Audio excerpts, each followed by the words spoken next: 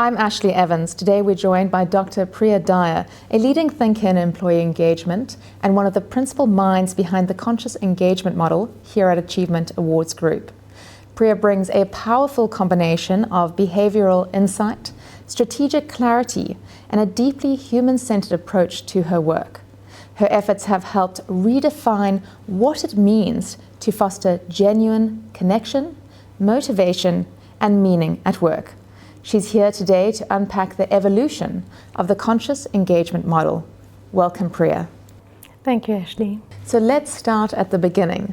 What do we actually mean when we talk about employee engagement? So employee engagement, very simply, is does the employee want to go the extra mile? What is the culture that we need to create where employees feel safe enough to fly? Is there an environment where there's no fear? Is there an environment where they can feel committed? Do they feel that they are heard, that they are valuable, that they are seen for who they are, that they are treated with dignity, that they are treated with the respect that they deserve? Fundamentally, employee engagement is about the human being seen and heard. And when they are seen and heard, they are willing and they are free to go the extra mile. And they will define what that extra mile is. It might not be an extra mile, it might be an extra 100 miles. But what it is the willingness to show up in the fullness of who they are so that they can deliver beyond all expectations. Now, what is very interesting is when we look at the research of employee engagement, it's very diverse.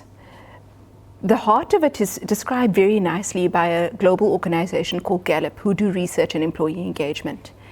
And what they describe is out of a team of 10, only two people are engaged. Now, this is very, very alarming. When you look at what businesses are trying to accomplish, to have only 2 out of every 10 employees being engaged is a real concern. What they also describe is that in relation to engagement, there are 3 categories. There are engaged employees, there are not engaged employees, and there are actively disengaged employees. What do they mean by an engaged employee? They say that person finds work meaningful, they feel connected to the organization, they feel proud of the work that they do, they take ownership of the work that they do, and they go the extra mile. All of these attributes together are amazing for an organization. What they do is they set the organization off on a trajectory that is incredibly powerful, because there's really the bounds of what they could accomplish with an engaged team are incredible. You know, as the book says, the journey of 1,000 miles begins with a single step. Let's talk about the yin-yang model of engagement. It's a concept that perhaps a lot of us haven't heard of. Perhaps you can elaborate on it? So the yin-yang model was our first stage model that we developed on our employee engagement development on our journey towards understanding employee engagement better. And essentially, at the heart of this model is that it's not just what the organization does to drive employee engagement that counts. It's also about the individual and the person that you recruit and how they show up in the organization. Both of those reciprocally contribute to the overall level of engagement in the organization. The problem with this is that many organizations are already trying to recruit the best person that they can. And many organizations are already doing what they can to drive employee engagement. So when you look at the model from a high level perspective, one would think, this is obvious, we are already doing this. Despite this, high disengagement is still prevalent. So we realized at that point that this model needed further development. And then came the human-centered model of engagement. And this is perhaps quite an important shift for organizations. Am I correct? Yes. So what we realized as we went about our journey, we reconsulted the literature because this came several years after the Yin-Yang model was developed. Human-centeredness is an emerging construct. And what this means for organizations is that we need to put people at the front of our priority list. As we grow and develop people, our business grows. And so when organizations are ready to make that shift, moving away from a fear-orientated mindset of leading to a style that really empowers people and says, you really are the key value, this then opens up the conversation for people to step forward in their full power and contribute in a different way, in a more engaged way. And now to the model that you have pioneered, the conscious engagement model. Tell us about that and what inspired you? Actually, it's really the literature that took us here. The question of how to create a human-centered organization is not easy. So what the literature does tell us is in order to get there, self-leadership is really where we need to start. And so this is where the conscious engagement model was born, is employee engagement in organizations is created through the leader, through the self-awareness of the leader. So the leader is the conduit to us having an engaged organization. The self-awareness of the leader is the conduit. What does this mean? It means that the leader is introspecting, is understanding who am I as a person, both my strengths and my areas of development. When I own my areas of development, I can then say, right, how do I work on them? When I say I'm fine the way I am, those remain a blind spot that other people are able to see sometimes more clearly than we are. And sometimes we hold that blind spot unconsciously in front of us that blocks authentic connection between two people. So the conscious engagement model is about purpose, passion, and performance. And purpose, very simply, why am I here? What is it that I'm needing to accomplish in this organization? Passion is the energy with which we enact. And performance is simply about delivery. So these are the core areas of engagement that we are wanting to drive and focus on. When we look at purpose, this is about starting off with this notion of let me be a conscious leader, about the willingness to be a conscious leader. We say this flippantly, this is not an easy something to accomplish. The research tells us that only 15% of leaders are self-aware. So there's a very big gap between where we are and where we need to be in order to drive conscious engagement. The next point on this is directed action. Are you clear on where you need to go and on your role in getting there? Values-led leadership. Am I connected to the things that are important to me? Am I an ambassador of the values of the organization? And engaging and enabling management. Am I creating a culture of supportedness? Engaging and enabling management is, am I empowering people? Am I supporting them to be the best version of themselves? Passion, very simply, is the culture where people want to be? Or do people want to say, right, you know what, I don't want to be there. I'd rather work from home. I'd rather be in a different space. I'd rather be in a different place. Meaningful work within a purposeful organization. Do I recognize that I'm contributing?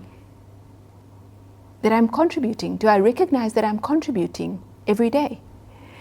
Continuous growth. Am I growing as a person? And am I growing my technical skill set? Am I growing my proficiency so that I'm always better than the person I was yesterday? That I keep moving forward in the step change. Psychological safety. Do I feel safe? Do I feel that I'm able to be myself, or am I showing up fearfully every day, scared of what might transpire? When I am scared, I'm not able to be the best version of myself because I'm worried about losing my job, because I'm worried about what somebody might say, I'm worried about what somebody else might think. And so when I'm constantly in fear about what somebody might think, then I'm not able to shine because the fear comes before my thriving. Appreciation and encouragement, this really relates to, are we able to celebrate the uniqueness that somebody brings? Are we able to celebrate when somebody climbs Mount Kilimanjaro? Are we able to celebrate when somebody's walked a 5-kilometer walk? Are we able to celebrate when somebody has come out of hospital when they were recovering from a broken leg? Welcome back. We are so thrilled to have you back. It's appreciation and valuing of that human. Recognition, as we move into the performance construct, is about saying, I appreciate your work accomplishments. So well done. You wanted to achieve X number of sales and you've managed to accomplish it. Well done. This is incredible. So that's the difference between appreciation and recognition. Appreciation is about the human, and recognition is about that work accomplishments that we are constantly trying to drive forward that then link into the sense of directed action. We also want to celebrate the sense of well-being, communication, which is, do people have the information that they need in order to feel safe? Do people feel that they have voice? Positive practices, do the systems integrate with one another? So do we have practice that is about, do we have practices that integrate with one another and that support people in terms of the accomplishments that they can create at work? And right resources is about technical tools, it's about the right space to work, it's the availability and accessibility to the tools that they need in order to thrive. Now, when we look at a model like the conscious engagement model, how does that tie into a recognition platform? So it ties in on a number of different levels. The first is we have developed a conscious engagement survey. What that does is it provides a benchmark of where you are lying from an engagement perspective and from a conscious engagement perspective. So organizations that are scoring high are organizations that are showing conscious engagement, so both conscious leaders and employee engagement. And so we've designed it in a way, as I've said, rigorous academic process underpins all of this work. And so we've designed the survey such that when an organization performs well on the survey, it shows that that organization is doing well. Similarly, when the results of the survey are poor, it shows that engagement levels are not where they need to be. So there's a number of ways that a recognition platform can support the growth of a conscious engagement work. The first is in its entirety. So when we say this is the behavior that we want to shift, the role of an engagement or a recognition platform is about saying we incentivize you to create these shifts. We are creating an awareness that these are the aspects or attributes that we want people to focus on. And when we incentivize and celebrate and recognize people's accomplishments, we are then creating attention and saying we want you to be focusing on these different attributes and aspects. Another way that we can use the recognition platform is to drive all of these elements individually. So when we look at each one of these constructs, they are enormous constructs. And to be frank, the reason many organizations struggle to drive employee engagement is because it is such a complex goal to accomplish. As you see through this model, there are many, many different considerations that we need to drive in order to get to that goal of engagement. One way that we can drive the conscious engagement model or drive a consciously engaged organization is that our recognition program is tailored to drive the behaviors that we want to accomplish. So if you are an organization that potentially has low levels of engagement, your focus won't immediately be on saying, how do we become conscious? That is not a realistic step change. What we then need to say is, how do we move from being an organization where people are largely disengaged to where we can create more engagement. And so our recognition platform will then be tailored to drive behaviors that are going to support that small step change. Similarly, there might be an organization where there is moderate levels of engagement, in which case we want to say, right, how do we move from moderate engagement to conscious engagement? In that instance, we can design an employee engagement recognition strategy that maybe focuses on that aspect of values-based leadership and conscious engagement, so we can shift those behaviors. So a recognition platform really helps us to shift behavior by outlining key areas of focus. Well, Priya, it's been extremely insightful. Thank you so much for your time. It's a pleasure. Thank you, Ashley.